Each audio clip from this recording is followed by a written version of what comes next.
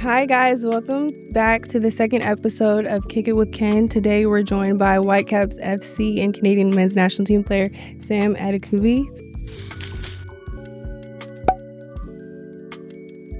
Sam, thank you for being here. I really appreciate it. No, thank you for having me. I'm excited. How are you?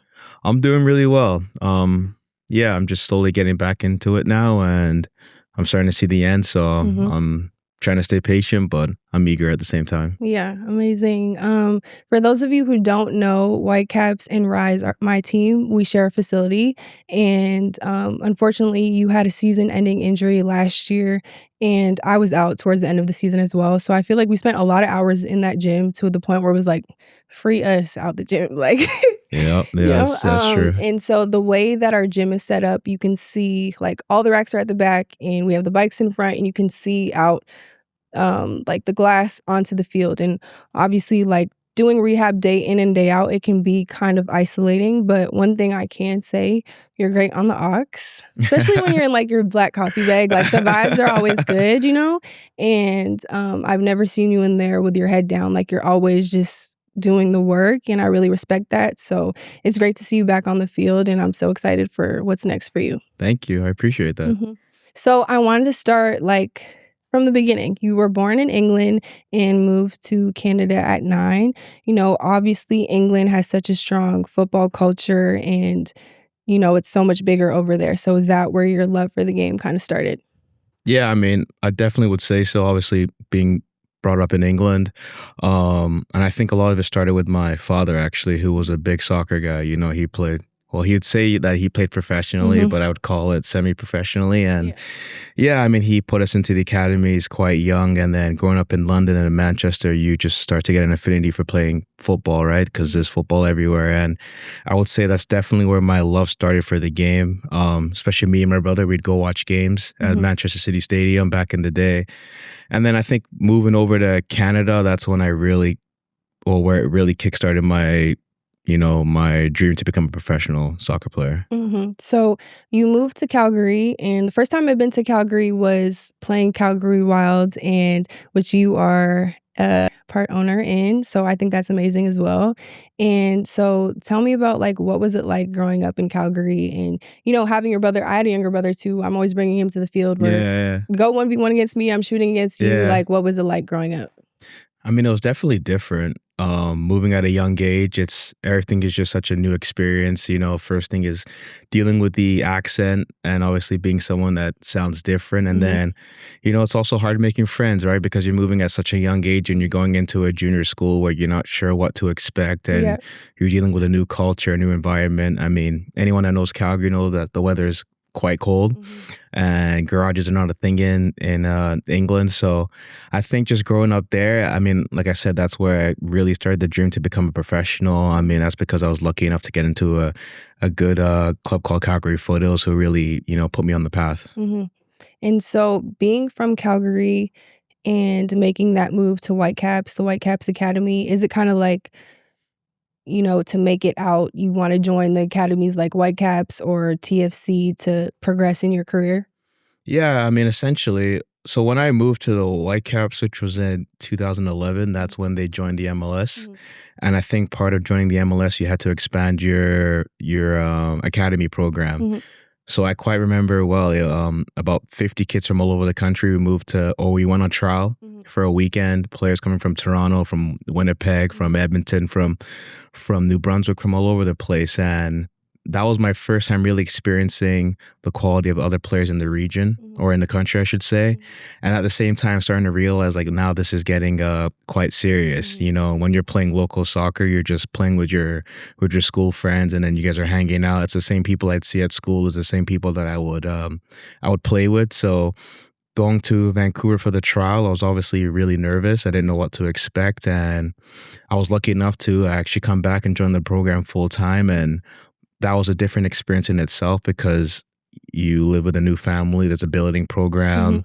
My mom had a hard time with letting her 16-year-old kid move across not move across the country, but move down the street to Vancouver. So I think when I moved to Vancouver, that's when I started to feel like a professional, because you're in a professional program, you're training 5 days a week, you're traveling to places like California on the weekend and having showcases in Florida in December. And especially when you're going to the games and you're seeing professionals play every weekend, it kind of puts into perspective that you're almost there and you kind of need to keep going. And I think just kind of getting into that professional program really, like I said, it really pushed the dream for me to become a professional, and being there just allowed me to do everything I can to obviously accomplish my dreams. Right. And I think also with the academy, I think it's so important because even when we're at the facility, you see the little kids coming in from school and, being in the same academy system that you grew up in, and them being able to see you guys and see everything that you've done in your career, go overseas, play in a World Cup, and,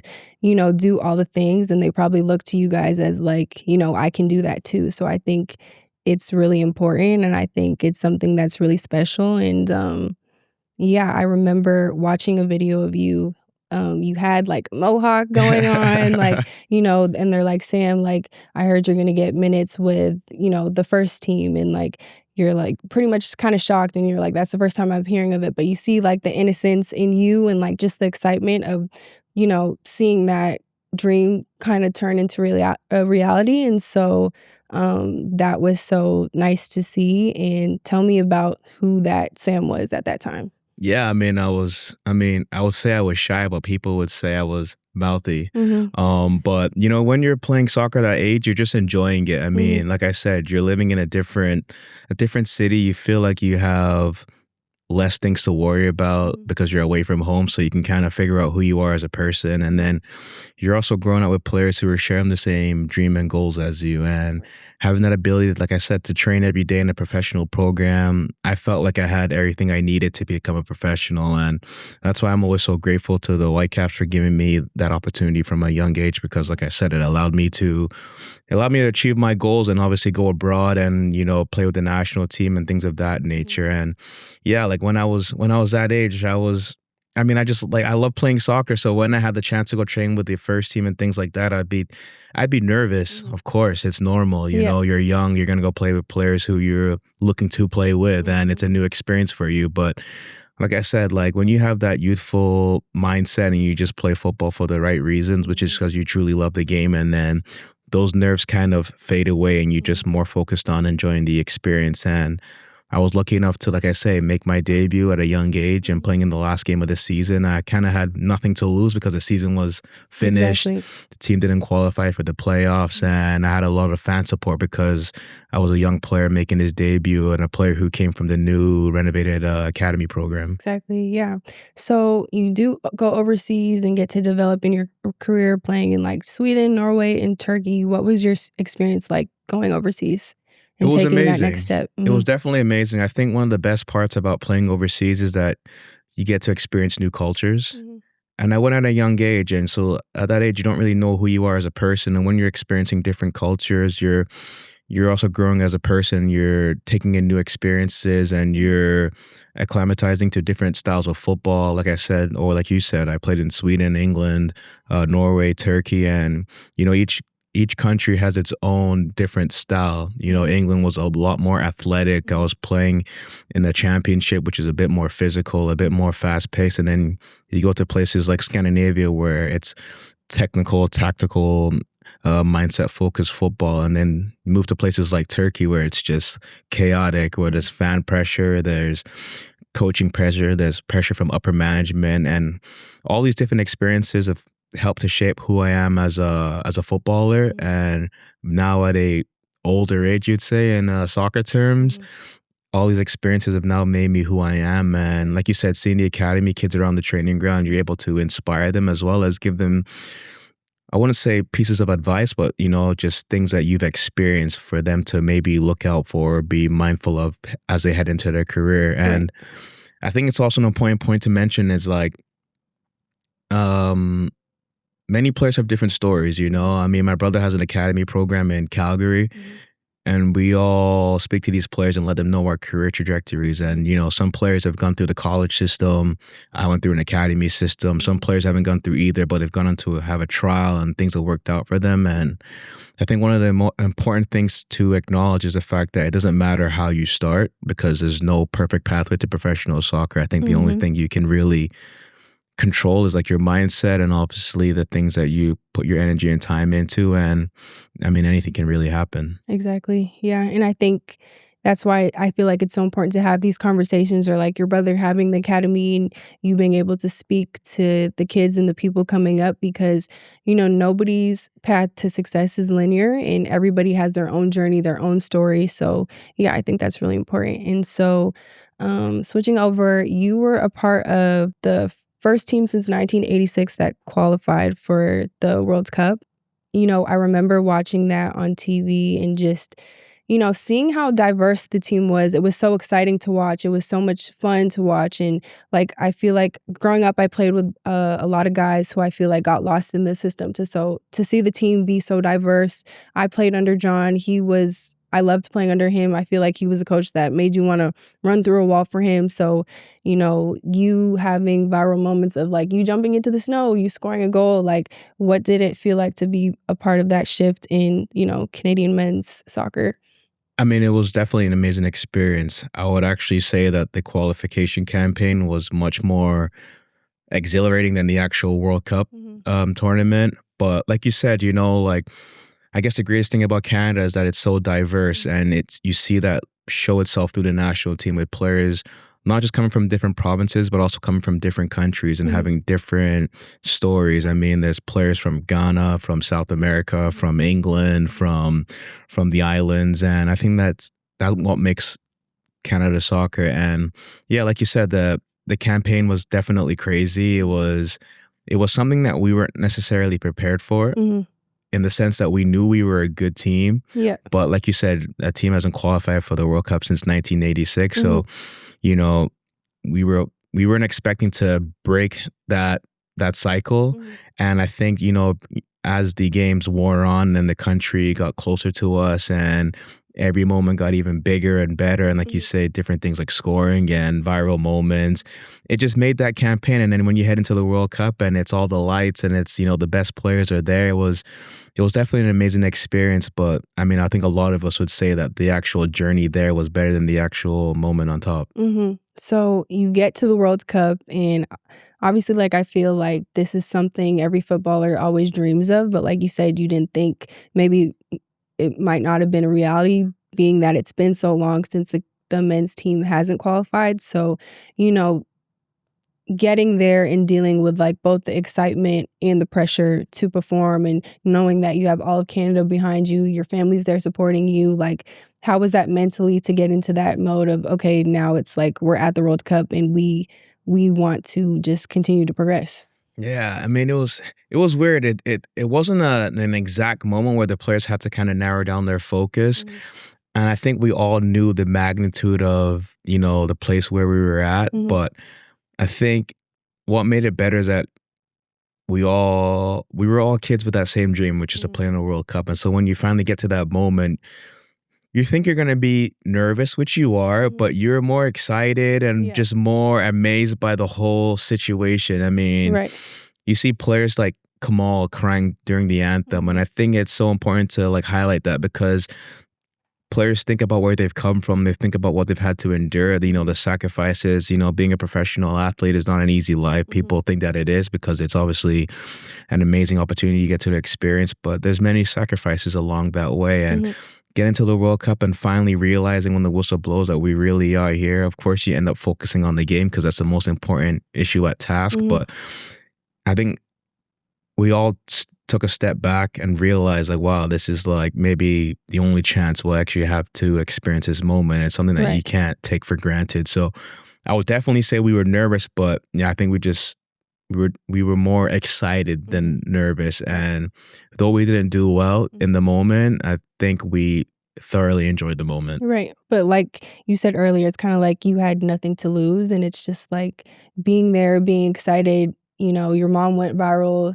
My son is in the World Cup, like having that big moment and just all the support you felt behind, and thinking of the journey that it took you to get there is just something that's so like beautiful and amazing. You finished from the World Cup, you go back to Turkey, and most recently you posted a video on Instagram of, your journey at the World Cup and unfortunate events of the earthquakes happening in Turkey and the loss of your teammate and a good friend of yours. I'm so sorry for your loss, and I'm sorry that you had to go through that, but I felt like you posting that was very powerful and very extremely vulnerable. I remember talking to you about it in the gym, and you said you hadn't watched it back, so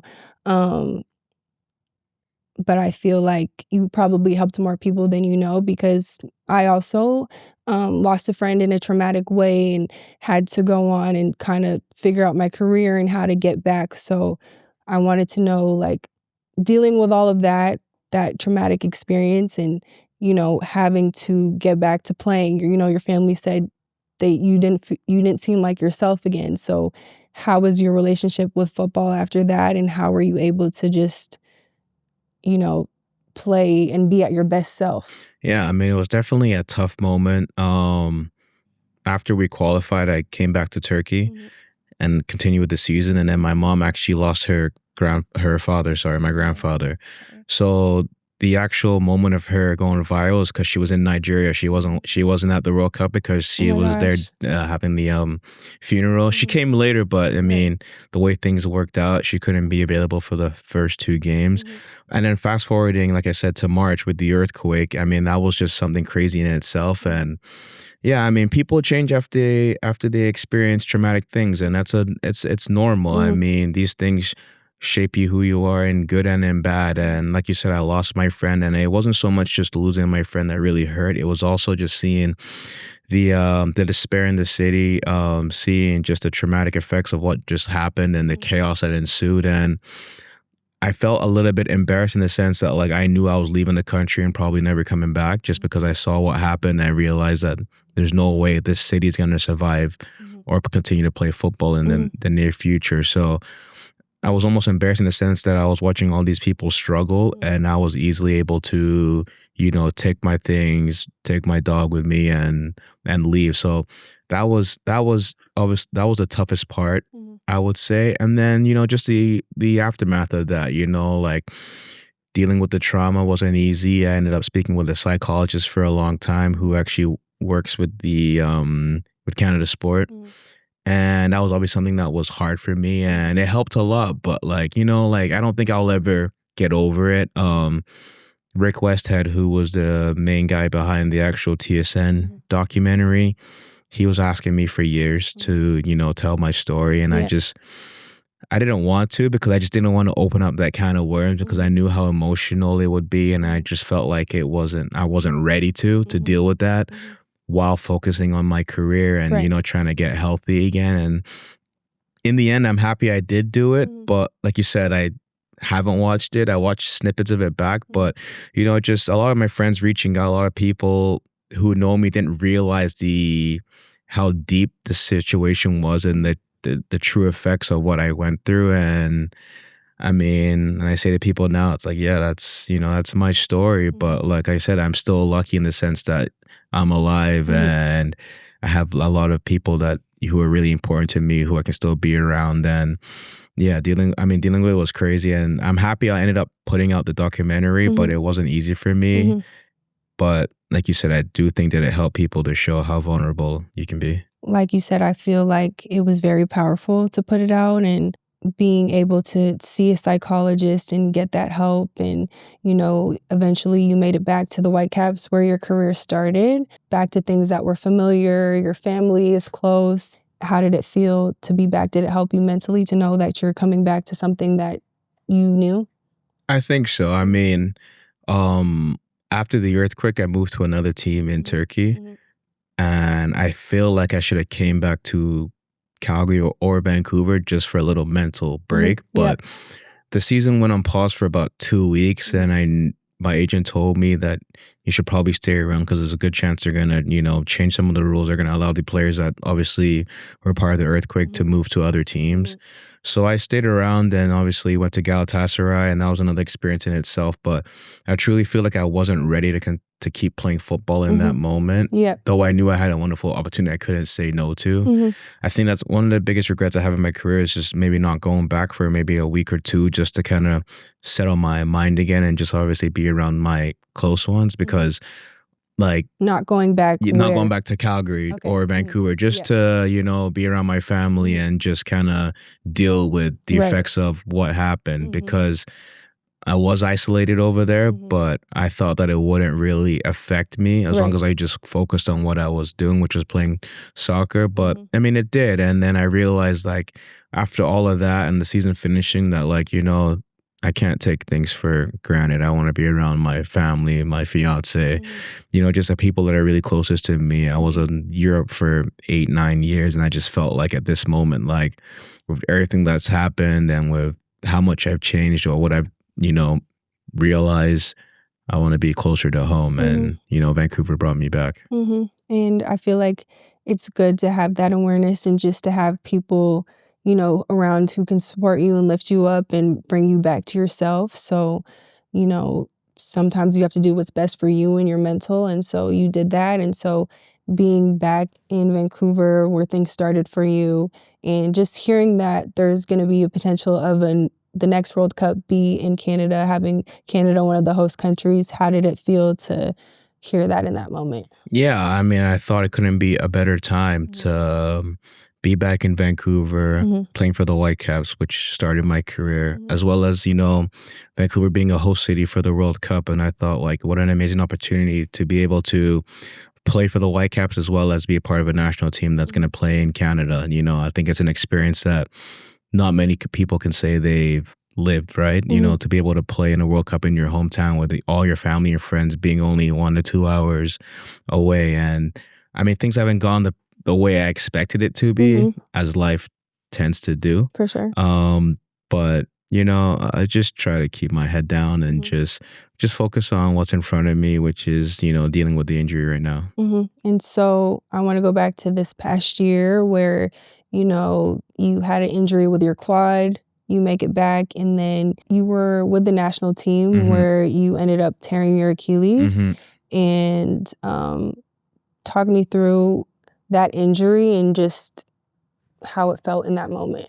Yeah, I mean, it was crazy. I mean, like you said, I was dealing with a couple niggles over my time in Vancouver, and I just felt like I couldn't really get going. I mean, I know my qualities as a player, and I'm not worried about doing well. It's just that, you know, sometimes you feel like your body's holding you back, and that's how I felt in the most recent times. And you know, the Gold Cup was fast approaching, and that was my main target, which, you know, after speaking with Jesse was, you know, get your body as good as it can be to get back for the national team in the tournament in the summer. And so leading up to that tournament, it was actually the last game in the last minute where I ended up tearing my Achilles. And it was bad because, well, first of all, I didn't know what to expect, right? Because I've never done it before, right? And I was in so much pain in that moment.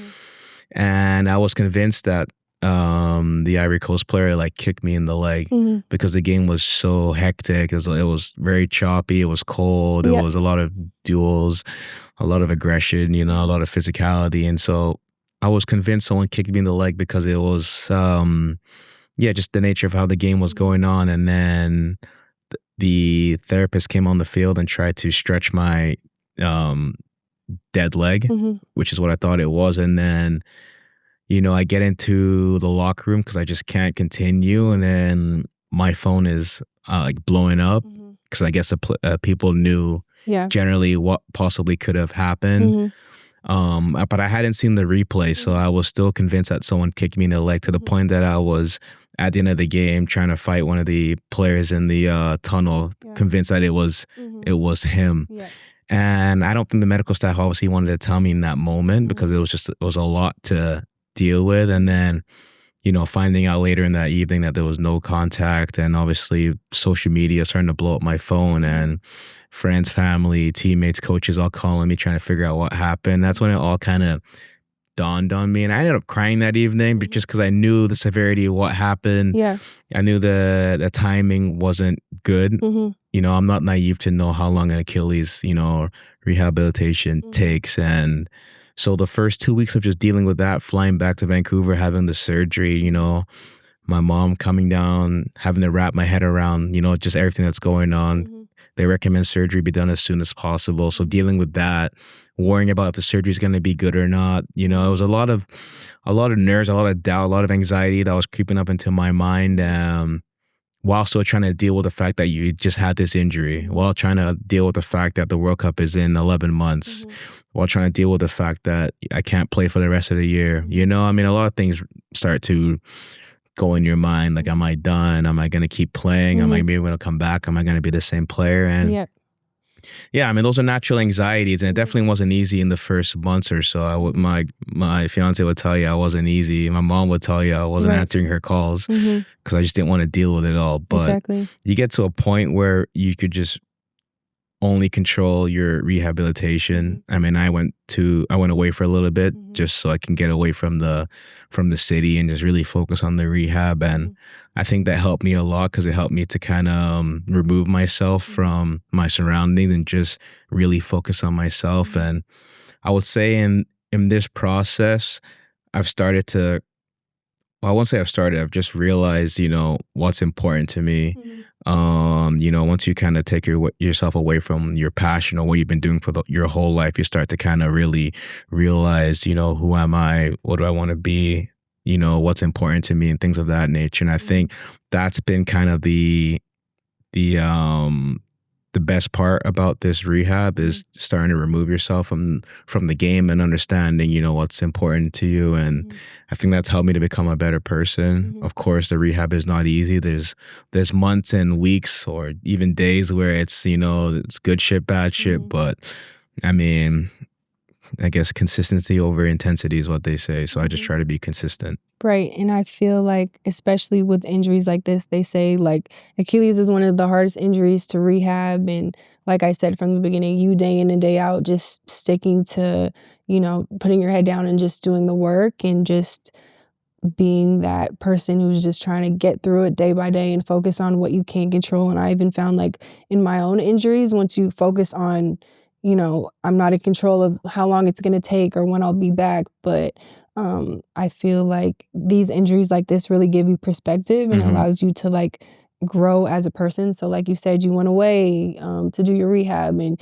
you even cut your dreads off. So I feel like this injury kind of gave you a new perspective and I want to know like what it taught you about yourself. Yeah, people would definitely say I was crashing out because like, I cut my hair, I got some tattoos, but I don't know, it just helped me realize like, there's more to life, and like I said, the rehab wasn't easy. That was, it's been tough, but like you said, all you can control is what you can do. So all I could do is make sure what I'm doing in that moment, I'm doing to the fullest extent and I'm doing it properly. And like I said, there's days where I'm pissed off or, I don't want to go to work or I don't want to go to the gym or the hardest thing about a player is to be injured and be in the gym on, like you say, with the glass windows, watching the team train on the grass, running around. And that was definitely some of the hardest times of my life. But like I said, I can only just focus on just being consistent in the gym. I'm not necessarily worried about coming back because there's proof in the pudding with many players that have done this injury. And when you start to put in the research and understand what you have to do and what it takes, and then you familiarize yourself with the process, then the important part is just to be consistent. So like you said, you'd always see me in the gym, but that was the only thing I could do. So I made sure that I would not miss a day because I felt like if you miss a day, then you miss 2 days and it will start to add up. But by just being consistent and focusing on, doing the exact things you need to do and slowly increasing the weight over time or whatever, progressing the exercises, then you start to see the light much quicker instead of focusing on how quick am I going to get back. I just took it more about taking it day by day or weeks by weeks. Right. And I feel like that's the most important part. And kind of who is Sam now compared to who he was before all of this?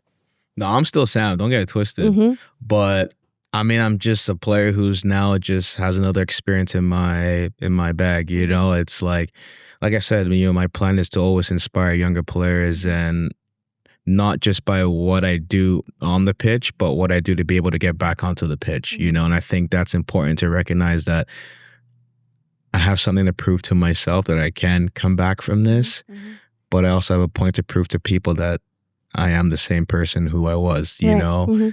It's not going to be easy, but all I can do is try my best and figure out things later. But I mean, I definitely would say that I'm just, you know, more aware of who I am as a person, as well as more aware of what and who and yeah, just what's most important to me. And what advice would you give like little Sam with the mohawk who was just starting his career in the Whitecaps? What would you tell him? I mean, I would just say enjoy it. And it's funny because that's what older players would tell me when I was younger, because by the time you look back, it's over, you know? And I'm 31 turning 32 and I'm like, damn, like I've been playing for 13 years. Where's the time gone, you know? But I can truly say I'm enjoying every experience. Like I said, I got to live abroad. I got to play in my local, you know, city. And these are definitely things I don't take for granted. Like you said, I got to play in a World Cup, you know, and these are things that I wouldn't have expected or would have told myself was going to happen. But, you know, I'm really proud of what I've accomplished so far. And I don't think it'd be possible if I just didn't take it day by day or truly just focus on enjoying playing. I think as you get more experienced and as you get older, there's more pressure to perform, or you're more focused about, you know, results or performance or the pressures of contract situations and injuries and things like that. But, you know, every player goes through it. Every player is going to change clubs. Every player is going to go through an injury of some sort, good or longer or short. But I think my best soccer and everyone's best soccer is played when you're really truly playing for the right reason, which is because you're not focused on anything but enjoying it. And when you're able to narrow down that focus, you're able to become a better player or just play the way you want people to know how you play. And that's not through focusing on the wrong things. And I feel like when you have been out, when you have experienced things like this, it just makes you even more grateful for the time you do get to step on the field again and be back with the team. Like, you're just going to be able to play so much freer and just enjoy the football that you're playing. So I'm very excited and looking forward for you. And, you know, anybody who is going through an injury like this, who's having a hard time or struggling with their mental health, what advice would you give them? I would definitely say if you can't talk to someone, just because it helps. Like I said, I spoke to a therapist, well, many times throughout my career, because obviously the demands of soccer is not easy. From living abroad and dealing with new cultures to experiencing the pressures of being injured. Hey, Charlie. Sorry, that's my dog. But yeah, speak to someone and, you know, speak to your circle. Like, there's many times I want to speak to my parents because I didn't want to deal with their stress or them worrying about how I'm feeling. But it really does help, because if people know what you're going through and able to be there for you, then it's a burden that they can help you carry. If you try to carry it all by yourself, it's not easy, you know? So I would definitely encourage people to speak out and also just, you know, take it day by day. With this rehab, I just try to take it week by week. I know what I had to do because I familiarized myself with the rehab by watching YouTube or, you know, speaking to players who have gone through this injury, and we're going to take it piece by piece. And then by the time you look back, you're further ahead than you thought you would be. And time goes by when you're really just focused in the moment, which kind of comes by taking it day by day. Exactly. Well, that is all we have. Perfect timing. Sam, thank you so much for being here. I feel like these are really important conversations to have, and you just being vulnerable and sharing with us. I'm really appreciative for that, and looking forward to seeing you back on the field. I know that, you know, sometimes when you feel like life is breaking you, God is building you. So I'm so excited to see what the future holds for you, and I know it's only amazing things. So we wish you the best, and thank you so much for coming. Thank you. We'll be back. Thank you. Yay.